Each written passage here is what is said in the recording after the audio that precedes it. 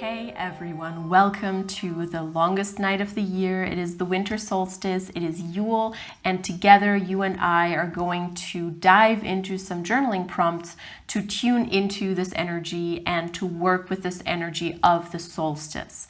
Now, what is the theme of the journaling prompts? What am I going to be talking about today? What will we be learning about ourselves as we reflect? Let me tell you. Now, a lot of people are struggling because it is very, very dark. Where I live, it gets dark at 4 p.m. literally, and then doesn't get bright again until about 7 or 8, more like 8 in the morning. That can make you depressed. No vitamin D, no happy things happening because it is so dark. So it can be quite taxing for our mental health. And because of that, I decided to make the theme of these journaling prompts comfort and connection. We are going to learn more about what that really means as we get into the journaling prompts, but I wanted it to be about the many ways in which we can receive comfort and give comfort to others as well. But also, of course, if you know me, you know that I'm all about shadow work, about the tougher aspects of the self.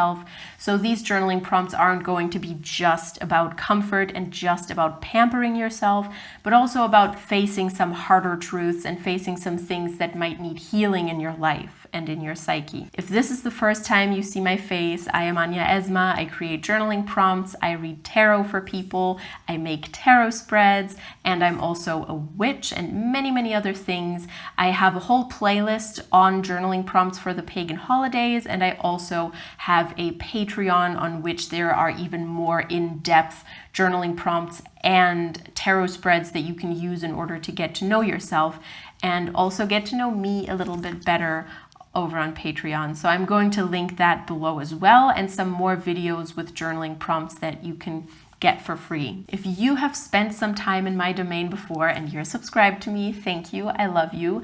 You will know that every time that I upload a video like this, I tell you guys to write down your first thoughts as I am speaking these prompts. So as I am reading them to you, as we are speaking about this together, make sure that you tune into what is going on in your mind. What fantasies, what memories, what thoughts do you have coming up, and write them down because they are very valuable to work with, those first thoughts that enter your mind. Now, I'm also going to say that with this specific set of prompts, tarot cards, oracle cards, runes, whatever you want to use are going to be very helpful. You don't have to use them. You can also just journal freely, do what comes to your mind, get into a meditative state, just journal away, free write, whatever works for you. But I would do this with tarot cards personally. So get your pens and your minds ready. We are going to dive in after I take a sip of my sage tea. The first prompt we are going to look at is what brings you comfort and is healthy for you at this time. Now, what is important is when I wrote this prompt, I legitimately wanted it to be healthy behaviors. We're going to get to the unhealthy ones in a minute. So think about the healthy behaviors that you have that make you feel tuned in, that make you feel connected and good about yourself. When I thought of this prompt, I also thought of textures like moss or silk or velvet, just things that make you feel protected and soft and nice. So what I want to achieve with this prompt is that you have a set of things that you know give you pleasure, whether that is mentally, spiritually, or sensually. All of those three things are very important. Now, you can also draw 3 cards for this. If you feel like you're not quite sure what gives you comfort, then you may want to consider just pulling 1 card for sensual pleasure, 1 card for mental pleasure, and 1 card for spiritual pleasure and comfort, and sort of bring the 3 together so you have 3 solid suggestions for yourself. Now, even just 1 card can give you all of that, but the option is open for you to draw 3. The second prompt is what brings you comfort but is unhealthy and numbing at its core. So this is where we get into a little bit of a more negative area where we want to reflect a little bit about our problematic behaviors. Think of this as being a little bit too close to a warm flame, because flames and fire can be comforting, but if you get too close, you get burnt. So tune into what makes you feel uneasy about yourself. That could be binging Netflix, or looking at your phone every 3 minutes like me, sleeping till noon instead of getting a good start into the day. All of those behaviors can make you feel bad about yourself, but feel comforting at first. Now, big disclaimer, big note here that is very, very important for me. I am not a proponent of constant productivity.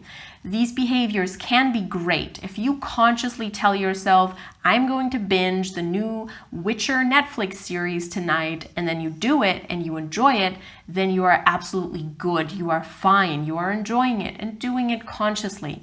What I am talking about here is those unconscious behaviors that we have where we just look for a quick fix, where we look for something that numbs us and distracts us.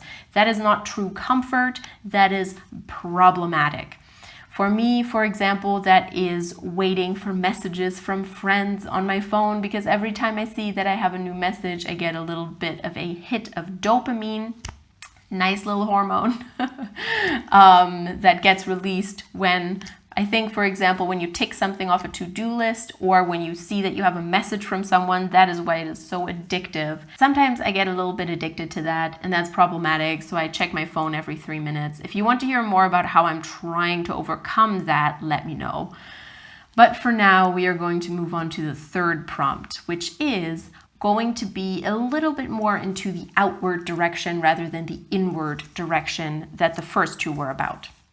The third prompt is, what energy do you want to bring to the community? Think of this as a bit of a bonfire, but this time not a fire that you burn yourself on, but a nice fire that everybody sits at and that you are communing with others at and enjoying it.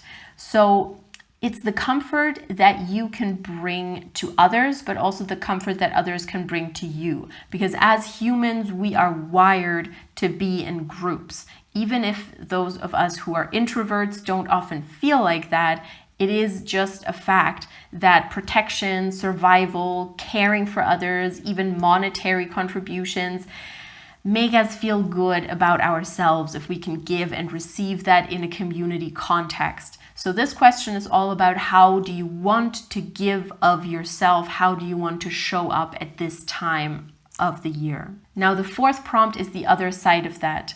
What can community provide for you at the moment? Now, other people always give us a lot. We expect a lot of them sometimes, but we have to be careful that it is in a healthy way, that we expect things from others that they can actually give us, and not project our needs onto them and then try to get it from them. That's not really what this prompt is about. This is just about healthy, what do I need from others and what can I feasibly get from them, if you know what I mean. What I like to do a lot is to think about why I am attracted to certain people or a certain person or a certain group of people. Because once I understand why I am attracted to them, I know what I am looking for, what I am looking to embody myself in this group, and it's so helpful, because there's two sides to it. There's what you want to give to it, and there's what you want to receive, and how you want to bring yourself to the table. So by looking at why you are attracted to a certain person or a group, think about what it is that fascinates you and whether that is something that you actually want to cultivate in yourself. And also think about how you are presenting yourself to them and how that can be healthy or unhealthy, etc., etc. So yes, this prompt is all about what you get from the community, whether that is direct care from them or even just a lesson that it is providing you with. Now, the fifth and final card is simply a talisman card or quote to take you into the new year. Not even just a new year. This year, it's actually a new decade, which is a pretty fucking big deal. Damn. So you can get this quote or get this idea in a variety of ways. You can draw a card, oracle card, tarot card, whatever, but you can also just open your favorite book on a random page. You can scroll on Instagram with your eyes closed, on Pinterest, click a random post with a quote, if you search for quotes. And that will be the talisman message for you. And then you can reflect on it, take your time, think about how it relates to you, how you can take it with you into the new year, why it has come up for you. And it is really especially helpful in that whole excitement phase between the holidays and the new year. We want to avoid that we just drop after the new year, because sometimes it's like party, be with people, community, which is kind of draining for a lot of us. And then bam, you're on your own. You have to think of resolutions, get those resolutions into reality, and it's a bit overwhelming. So in order to avoid that, this is what this talisman message is all about. So you make sure that you have a strong mind to tackle everything with for the new year. Let me know what your favorite prompt was. Let me know where the most info came through. I always like to hear about that, so I know in the future what prompts are important and what energies are important to work with. I'll put a link to my Patreon with more journaling prompts below. There's new stuff coming in the new year. I'm very, very excited for that. And I hope that you all have the best of solstices, the best of Yules, and the best of starts to the new year. I wish you everything great, everything magical, and I will see you very, very soon. I also got to point out how my idea of good Yule decoration is simply that I put a wad of pine tree on my table. It's the only thing I have. I'm so advanced.